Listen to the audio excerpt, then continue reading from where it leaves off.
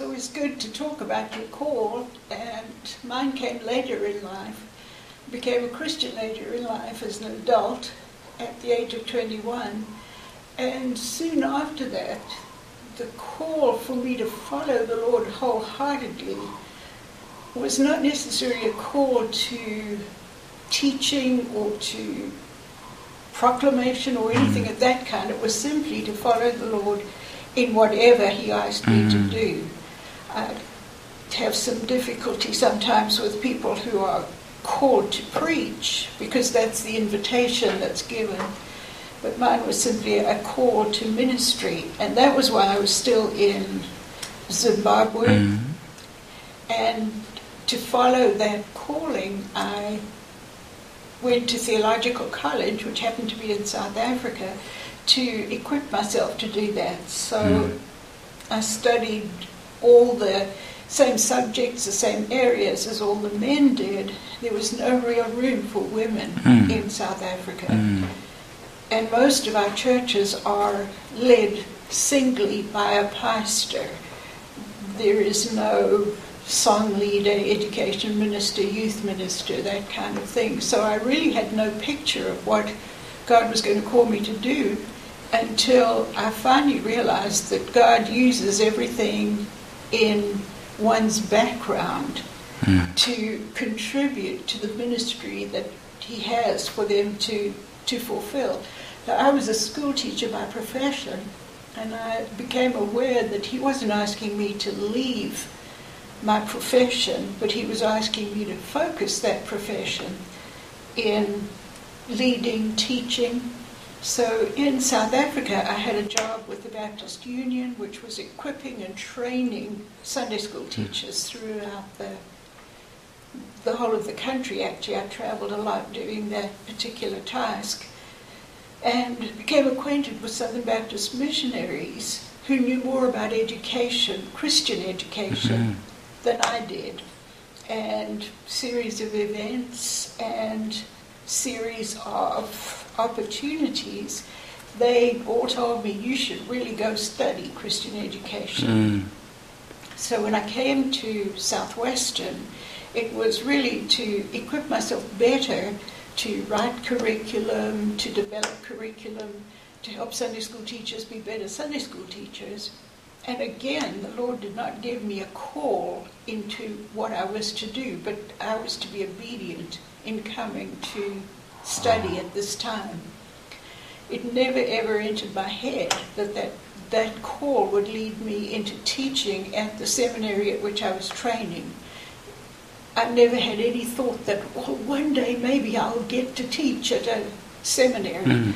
I really knew nothing about seminaries growing up, and my education at Southwestern was such an eye-opener to me. It gave me a vision of what kind of opportunities there are for ministry in a whole variety of ways that I'd not even thought of.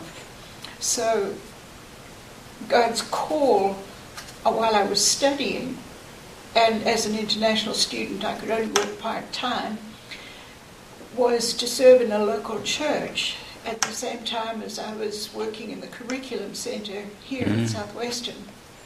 And I was minister of discipleship in the church.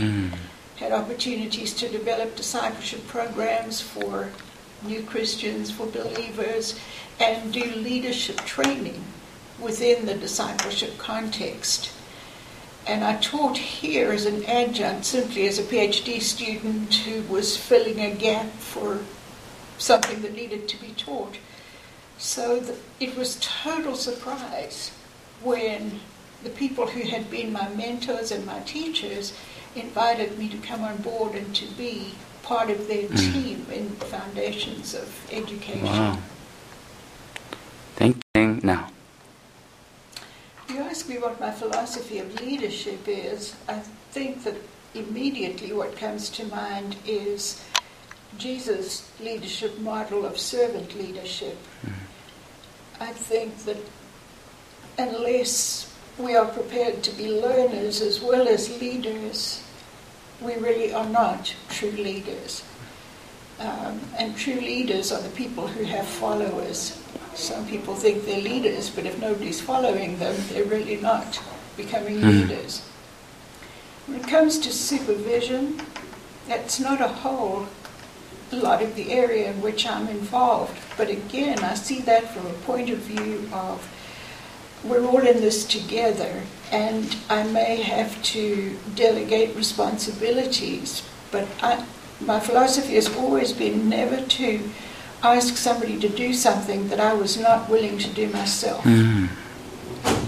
Because I think that's the way people become motivated. If one is particularly a spiritual leader, I don't think you can be a leader in areas that you haven't learned. So you have to be willing to be a participant in the leading process. Management, I think on a church staff of management, case of managing ordering of curriculum resources, managing groups of teacher training, events and that kind of thing. But I also see that from a collegiate point of view, not from somebody's in charge and I'm telling you all what to do, but let's join hands in ministry to accomplish. When it comes to core values in leadership, I think the first thing is probably a godly character. I think these are the kind of qualities and values that you would look for in any leader within Christian ministry. So obviously a spiritual example, which means a fruit of the Spirit kind of discipleship that characterizes the leader. I would think communication is a major area in which we should value, and is an area that we so often fall short.